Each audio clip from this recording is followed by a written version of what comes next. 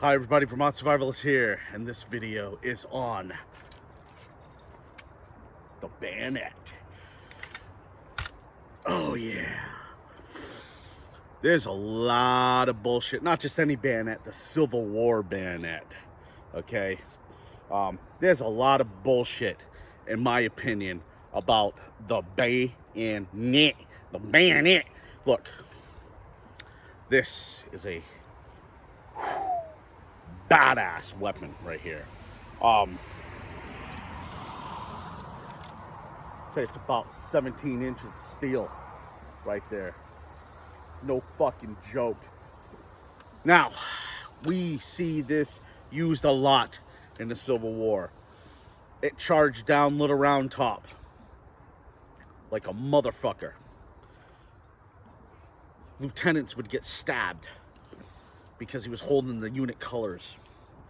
There's all types of stuff that we see with a bayonet. But the first thing you see reenactors sit there and talk about, they say the bayonet was hardly ever used.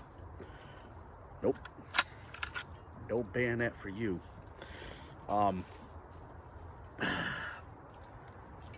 Reenactors will tell you that, well, hold on. Oh, that right there. That's usually swinging around like a bat. Yep. You would stand shoulder to shoulder, and all of a sudden, you're swinging your musket like a bat.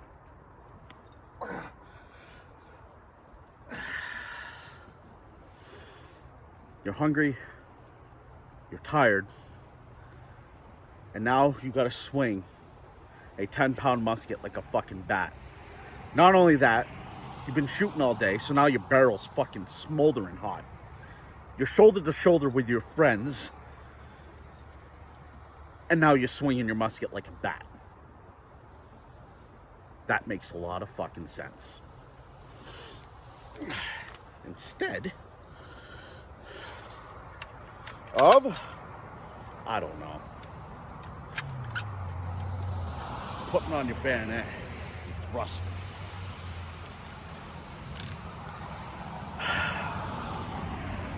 Common sense dictates to me that the bayonet was used a lot more than what people say.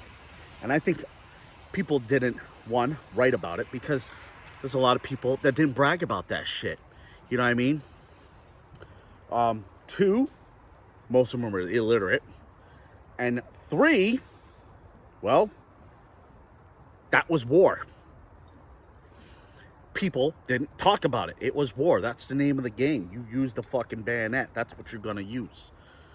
So to me, when people sit there and say that the Civil War bayonet wasn't used a lot, I call bullshit. To me, the bayonet's a great close quarter weapon. Wow, I want to get that one out. It's a really, really awesome close quarter weapon. And you get a sick ass fucking poker here. And I'll tell you, I wouldn't want to get stabbed by this fucking thing. I wouldn't want to get stabbed by anything. But Hardtack and Coffee would talk about soldiers walking on the battlefield with like blood on their knives and shit like that. Or buoys. Buoys were very popular in the Civil War. So you mean to tell me that soldiers would carry pistols and buoys and shoot and stab the fuck out of each other, but the bayonet was just off limits? You also hear reenactors talk about the code. There's a soldier's code. The code. Don't want to break the fucking code. How dare you break the fucking code? I can tell you this about the code. As soon as somebody starts killing my friends, you can take that code and you can jam it up your fucking ass. You know what I mean? Are you kidding me right now? North and South hated each other, okay? True enemies. When you're in a bloodlust, you're not going to be worrying about no fucking code. Fort Pillow. Fort Pillow is another good one. Fort Pillow, if you didn't know, Fort Pillow was actually a colored, well, it was a fort garrisoned by colored troops. They bayoneted almost every single one of those guys. But it wasn't used that much. I'm telling you, man. If I was in the Civil War, I would use this. You know, I would use this a lot more than how I would say, especially if I got in close quarter. You know, that adrenaline starts pumping, man. That's it. And like I said, energy, it is a lot easier to thrust. It is so much easier to thrust than to swing. You don't even need to thrust. You just run. Run. This is a great multi-tool. This was the first military multi-tool. And it's impressive. Very, very impressive. Now, if we take the design of this, that triangle shape, it's not that the wounds could not be closed. They could. It was just harder to close them. You know, a lot of messed up stitches that you got to do, but it's a beast. Over the years after the Civil War, we start seeing a reduction in the bayonet. I think right after the World War I, they started seeing a reduction of the bayonet, because after you go through one or two people, the bayonet, it will be kind of warped. That's why I think in some cases you don't see guys in pictures carrying a bayonet, because I honestly think that they used the bayonet and it got bent when they used it, and so therefore you don't see them with it on. Or the bent bayonets will be used for other things like cooking or some shit like that. Again, this is my opinion on why, because it just makes sense. You know, it makes sense to me. It may not make sense to other people, reenactors.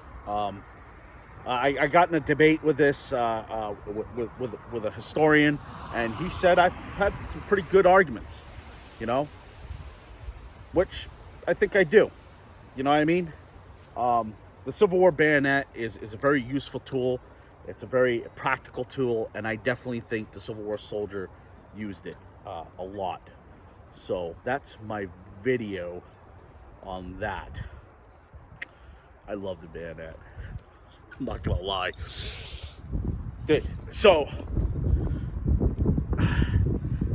you notice, like, when you go to reenactments, people are so cautious about. This is like completely blunt. See, this is like completely blunt.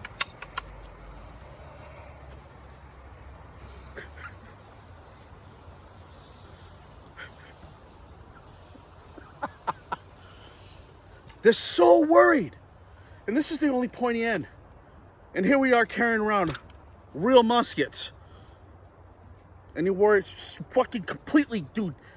Reenactors are paranoid about the bayonet. Dude, they just go, whoa! You know what I mean? Like when you, so we did shooting drills. So I was shooting with the bayonet on, and I'm not gonna mention any names, and somebody lost their shit over it. You know what I mean? It's like, dude, are you kidding me right now? Dude, I'm shooting a... like, dude, what the fuck? Like, people just go, what the... Oh my God, you just shot with a bayonet! You know? It's only... The destructive point is right here. So it's the same thing when you're shooting it, you know what I mean? You know? Safe direction. You get what I mean? So if it's up like this, you're good. You get what I mean? Because it's up there. You get? And when you move it, it's like when you march. You know what I mean? When you march it, you know, it's safe up there. But they get paranoid, man. They swear to God that this fucking thing's gonna come undone, you know, fall down, fucking land on your head and skewer you.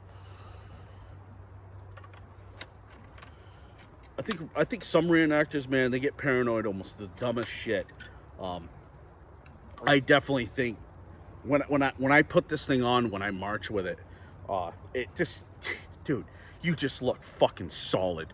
You know what I mean? You seriously do. You just look like you look. It's beast. It is beast. So I love the Bayonet.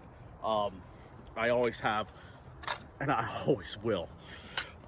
Besides stack arms, I don't like relinquishing my rifle like that. But there we go. That's my video, guys. I hope you liked it. But I'm serious, man. Reenactors, man, they get paranoid over this thing. This piece of steel. They get super fucking paranoid. And it's always a safety concern. They're like, but the fucking sides are dull as fuck. And the only side's the pointy side. And look, and if you're not watching what the fuck you're doing in the beginning, maybe you shouldn't be carrying around a fucking musket in the first place.